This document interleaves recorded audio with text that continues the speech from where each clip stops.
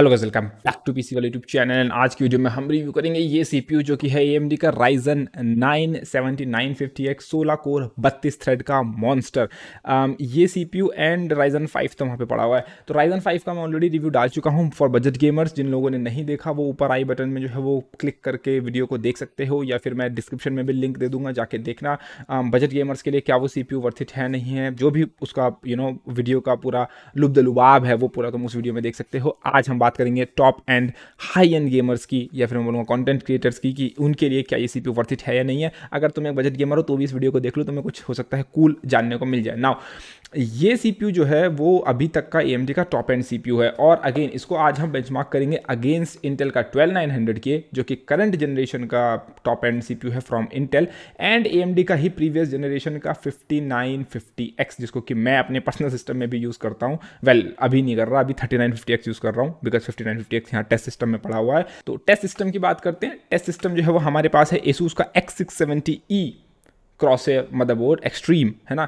तो वो हमारे पास पड़ा हुआ है। ASUS का ही ROG Ryujin 360mm का लिक्विड कूलर विद नॉक्टुआ के फैंस वो लगा रखा है, एंड AMD का ही founder edition Radeon founder edition 6900 XT जो कि बेंचमार्किंग में यूज़ हुआ है विंडोज़ 10 के साथ, विद किंगस्टन का फ्यूरी 6000 MHz की रैम जो कि AMD एक्सपो रेडी है। तो 6000 MHz की रैम, DDR5, जितने भी मैंने तुम्हें कंपोनेंट्स बोले सारे के सारे ओपन टेस्ट बेंच में है, किसी भी तरह की कैबिनेट या एयर फ्लो रेस्ट्रिक्टेड एरिया में नहीं है, ताकि पूरी परफॉर्मेंस जो है वो निकल के आ सके और तुम जो है वो एक्चुअली में डिफरेंस देख सको इस 16 कोर के मॉन्स्टर का। नाउ अब बात करते हैं इस सीपीयू के कुछ स्पेसिफिकेशंस की। तो AMD के हिसाब से ये जो सीपीयू का स्पेसिफिकेशन है वो तो तुम जानते हो, 16 कोर 32 थ्रेड का ये मॉन्स्टर सीपीयू।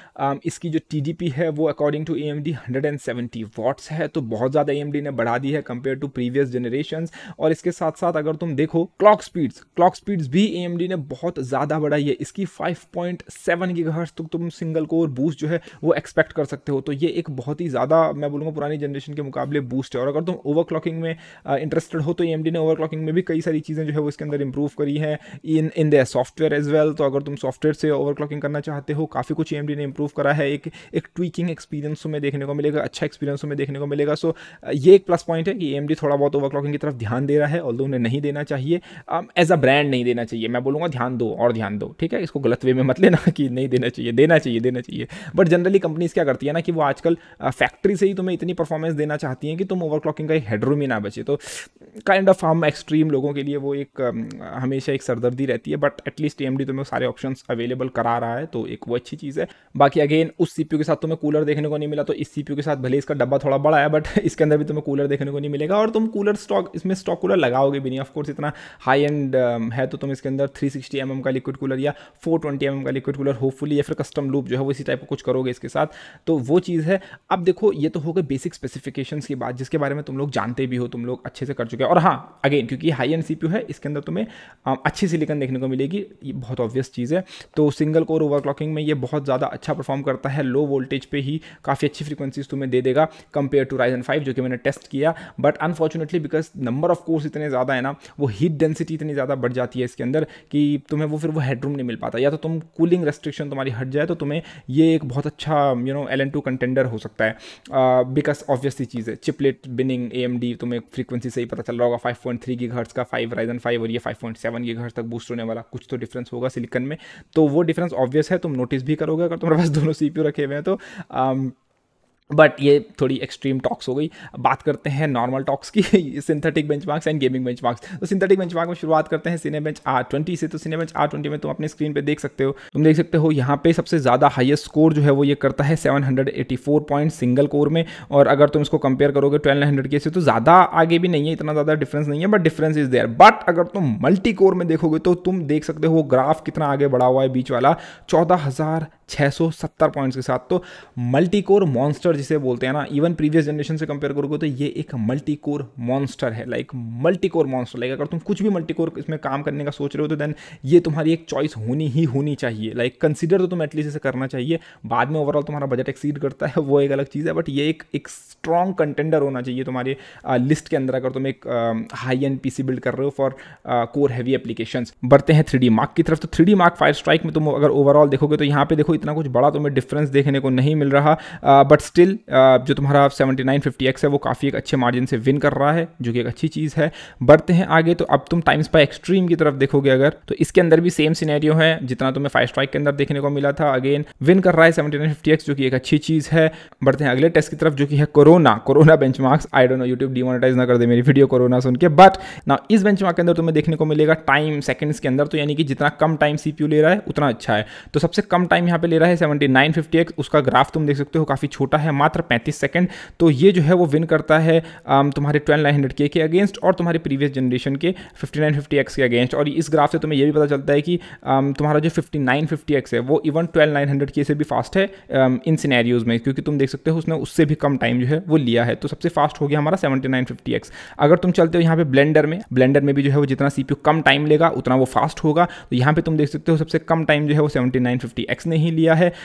उसके बाद जो है वो सेकंड नंबर पे है तुम्हारा 5950X प्रीवियस जनरेशन का, एंड देन आता है 12900K। नाउ ये तो हो गए कुछ सिंथेटिक बेंचमार्क, जिसके अंदर तुम देख सकते हो कि मल्टी कोर एप्लीकेशंस में, इवन तुमने सिनेबेंच में देखा जो टाइल बेस्ड रेंडरिंग एप्लीकेशन है, कि कितना ज़्यादा तुम्हें परफॉर्मेंस इंक्रीज देखने को मिलता है कंपेयर टू प्रीवियस जनरेशन। और ये वीडियो एडिटर और जो भी तुम ब्लेंडर यूज़ करने वाले लोग हो गए, जो भी तुम्हारी इस टाइप की एप्लीकेशन यूज़ करते हो, तुम्हारे लिए एक बहुत अच्छी चीज़ है। ठीक है, ये अगर तुम अब इसको तुम अगर अफोर्ड कर सकते हो देन ये एक बहुत अच्छी चीज़ है, तुम्हें इसको लेना चाहिए अगर तुम अफोर्ड कर सकते हो तो। बट अब बढ़ते हैं गेमर्स की तरफ, जिनको गेमिंग के लिए इसको लेने की सोच रहे हैं कि टॉप एंड पीसी बिल्ड करेंगे विद AMD के 7000 सीरीज का सीपीयू, तो उनके लिए क्या ये वर्थ इट है या नहीं है। तो सबसे पहले चलते हैं गेमिंग बेंचमार्क्स की तरफ, जिसमें सबसे पहला हमारा बेंचमार्क आ रहा है वो आ रहा है असैसिन क्रीड वैलहैला। तो यहाँ पे तुम देख सकते हो कि AMD का जो 7950X है वो सबसे फास्टेस्ट सीपीयू नहीं है, वो है 12900K। जी हाँ गाइस, स्टिल 12900K बीट करता है तुम्हारे 7950X को। बैटलफील्ड 5 में जो है तुम देख सकते हो कि 7950X जो है वो विन कर रहा है एक्चुअली में, और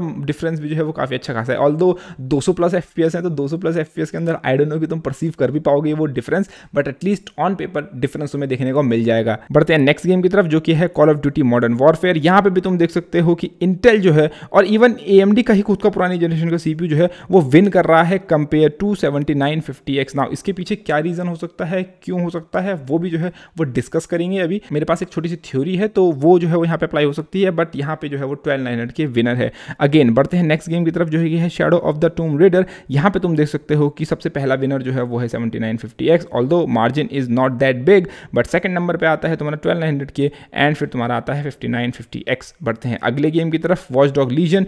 यहाँ पे 1200K तुम्हारा विन कर रहा है, 7950X फास्टर है अपनी पुरानी जनरेशन से, बट 1200K जितना फास्टर नहीं है।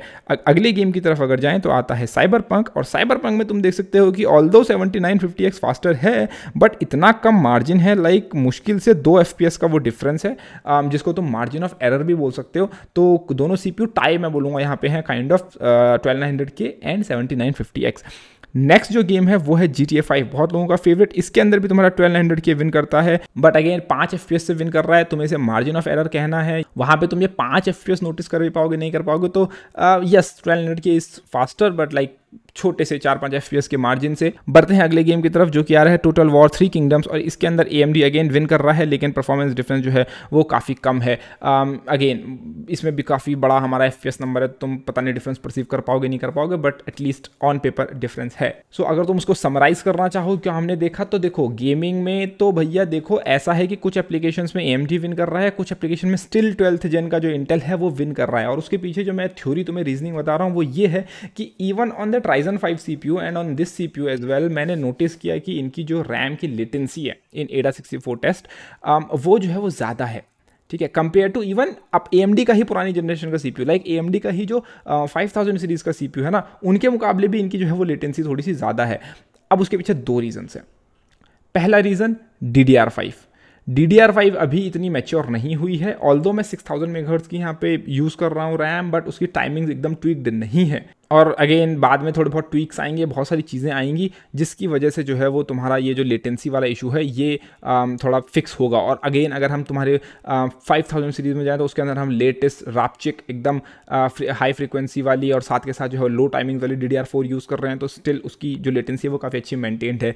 दूसरा रीज़न जो मुझे लगता है वो ये कि इसके अंदर क्योंकि कैश जो है वो AMD बढ़ा रहा है, और कैश बढ़ाओगे तो तुम्हारा ऑफकोर्स कम्युनिकेशन जो है वो डिले होगा, तुम्हारी लेटेंसी तो कुछ ना कुछ तरीके से तुम्हें पेनल्टी पड़ेगी। तो वो चीज़ें जो है उसको यहाँ पे इशू कर रही हैं, ऐसा मेरा मानना है। और उस वजह से तुम्हें कुछ गेम्स के अंदर जो है वो देखने को मिलेगा कि स्टिल भले ही ये CPUs एकदम लेटेस्ट, एकदम तगड़े और एकदम तगड़े आर्किटेक्चर के ऊपर बेस्ड हैं, स्टिल तुम्हें जो है वो गेमिंग में इतना ज़्यादा डिफरेंस देखने को नहीं मिलेगा। ऑल्दो मल्टी कोर एप्लीकेशन जो टाइल बेस्ड रेंडरिंग है, जहाँ पे मल्टी कोर चीज़ें हो रही हैं, वहाँ पे देखो तुम्हें इतना कुछ उसका लेटेंसी का फर्क नहीं पड़ता। लेकिन जब तुम गेमिंग में बात कर रहे हो, जो सिंगल कोर हैवी एप्लीकेशन है, एटलीस्ट लो कोर काउंट हैवी, मैं बोलूँगा लो कोर काउंट की, मतलब ज़्यादा से ज़्यादा गेम्स तुम्हारा 4 या 6 या कुछ गेम्स 8 कोर्स ले लेंगे, इसके अंदर 16 कोर्स हैं, तो वहाँ पे जो है वो लेटेंसी मैटर करती है। तो ये चीज़ें हो गई। तो मल्टी कोर में तो ये मॉन्स्टर है, मल्टी कोर में तो अगेन तुम देख चुके हो, बट गेमिंग में स्टिल, और अगेन मैं 6900 XT यूज़ कर रहा हूँ इसके अंदर, तो तुम्हें वो 4-5 FPS का वो डिफरेंस दिख रहा है। अगर तुम कोई लो एंड GPU थोड़ा सा यूज़ करोगे, लाइक 3070,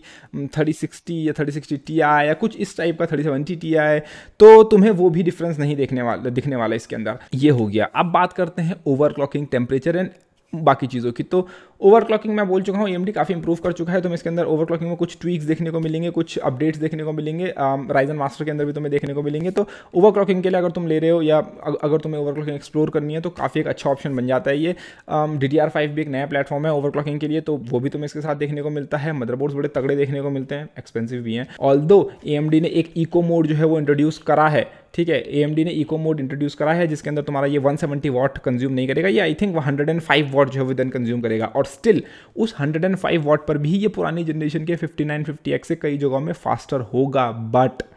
बट मैं एक इतना पावरफुल CPU इसलिए नहीं ले रहा हूँ कि मुझे उसको इको मोड में रन करना पड़े, ठीक है। At least that is what I believe, that is what I think. मैं इतना पावरफुल CPU ले रहा हूँ, मैं 170 वाट अगर उसकी TDP है, तो मैं पूरा 170 वाट उसको कंज्यूम करने दूंगा, ठीक है। अब ये जो CPU है, ये 16 कोर का CPU है। इतनी सी वो छोटी छोटी चिपलेट्स के अंदर तुम्हारे 16 कोर भर के AMD ने डाले हैं। ट्रांजिस्टर डेंसिटी इनकी काफ़ी ज़्यादा है। तो ऑफ कोर्स ही बात है, तुम्हारा जो ये हीट होने वाला इशू है, ये मैं ऑलरेडी पहले भी एक वीडियो में बोल चुका हूँ कि होना ही था। मैंने इस CPU के रिलीज से पहले ही बोल दिया था कि ये CPU हॉट रन करने वाले हैं, और जो कि दिख भी रहा है, आप टेस्टिंग में ये हॉट रन कर रहे हैं। But that behaviour is expected, ये बिहेवियर कंप्लीटली एक्सपेक्टेड है। AMD ने इस पे पूरा बोला है कि 24 घंटे चलाओगे तो भी कोई इशू नहीं आएगा इस टेम्परेचर में। CPU का डिज़ाइन ही इस तरीके से इस जनरेशन में बनाया गया है आपका, कि आपका CPU जो है वो पूरी पावर कंज्यूम करे, जितना बूस्ट हो सकता है आपका बूस्ट हो, और उसकी जो TJ मैक्स वाली लिमिट है उस पर वो सस्टेन कर सके। अगर आपका ये 90 डिग्री पे चल भी रहा है, तो ये थ्रॉटल नहीं हो रहा है। ऐसा नहीं है कि 90 डिग्री पे चल के इसकी क्लॉक स्पीड कम हो रही है, नहीं, ये फुल अपनी स्पीड पे चल रहा है। तो that behaviour is expected from this generation. Now क्या ये अपनी प्राइस को जस्टिफाई करता है? It all depends, because multi core में इसके पास जो एज है वो इंटेल अभी नहीं दे रहा है। जब तक 13th जेन नहीं आ जाती, तब तक इंटेल के पास 12th जेन ही है, और 12th जेन को ये बीट करता है हर तरीके से मल्टी कोर में। तो अगर तुम प्योर मल्टी कोर परफॉर्मेंस के लिए इस वीडियो को देख रहे हो, देन यही तुम्हारा किंग है। अब तुम्हारे बजट के अंदर ये आता है नहीं आता है वो तुमको पता होगा, बट अगर तुम किंग देख रहे हो, तो ये मल्टी कोर में जीत रहा है स्टिल काफ़ी बड़े मार्जिन से। तो अगर तुम एक बिल्डर हो जिसको एक ओवरऑल हाई एंड PC चाहिए, वो कुछ भी कर सकता है, थोड़ी बहुत वीडियो एडिटिंग, थोड़ी बहुत गेमिंग, थोड़ा बहुत कंटेंट क्रिएशन, है ना, तो स्टिल 12th जेन और पुरानी जनरेशन का राइजन स्टिल एक अच्छे वर्दी कॉम्पिटिटर बन जाते हैं, डिपेंडिंग ऑन कि तुम्हें दोनों में से कौन सा सस्ते प्राइस में मिल रहा है। अनलेस एंड अनटिल तुम्हें कोर हैवी एप्लीकेशन से रन करनी है, तो वो एक एक्सेप्शन बन जाता है। बट नॉर्मल केस में मैं तुम्हें ओल्डर जनरेशन के साथ ही स्टिक होने को रिकमेंड करूंगा। बाकी अगेन उम्मीद है तुमको ये वीडियो पसंद आएगी। तो प्लीज़ वीडियो को लाइक, शेयर एंड चैनल को सब्सक्राइब करना ना भूले। धन्यवाद, टेक केयर गाइस।